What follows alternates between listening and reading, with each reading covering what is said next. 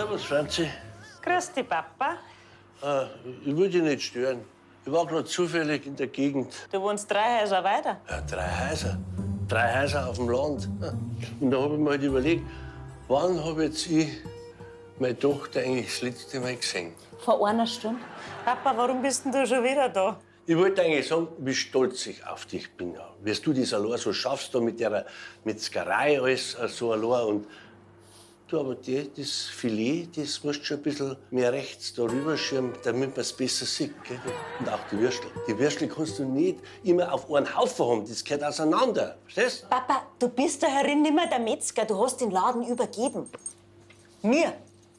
Darum sagt man jeden Tag in der Früh auch, Josef, sag ich mir, halt dich da raus, du hast nichts mehr zum Sagen. Und, Genau.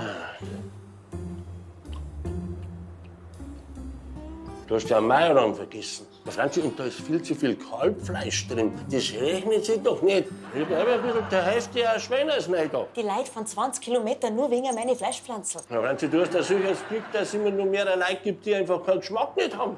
Also wirklich. Was ist denn das da? Das ist eine Bio-Streichwurst. Bioschein. Hast du noch andere auch? Nein, ich hab nur Bio-Wurst. Aber ich schreib's halt nicht auf alle drauf, damit die Leute eine größere Auswahl haben. Ein Bio ist teurer, gell? Da. Ja, freilich ist Bio teurer. Deswegen kaufen sie ja die Leute, weil teurer besser ist. Aber wenn das aus ist, dann schreibe ich auf die anderen Sachen auch Bio drauf. Was steht denn da oben drin? Was ist denn das? Das da drum sind Flaschen. Und das habe ich da schon 20 Mal gesagt, dass ich das seit 2 Monaten habe und jeden Tag verkaufe ich mehr als 20 davon. Wir sind eine Metzgerei. Der Toni vom Getränkemarkt, der verkauft ja auch kein Fleisch nicht. Der Toni, der verkauft seit neuestem Würst, Wurstsemmeln und Beefies, weil sonst kann der ja gar nicht überleben. Ja, weil nicht mehr so viel gesoffen wird. Aber vom Fleisch, das Fleisch geht immer. Was tust du denn in Zukunft noch alles rein? Ein Gemüse und verkaufst vielleicht noch Schuhe? Jetzt sag ich dir mal was. Man muss mit der Zeit gehen. Allein von der Metzgerei kann man gar nicht mehr überleben. Man muss das Angebot erweitern. Service ist das Zauberwort. Aber jetzt sagst du mir mal, warum bist du da? Ja, die Mama hat mir einen Brief mitgegeben, der muss an die Gerda und heute muss er noch weg. Ja, gib her. Sehr gern.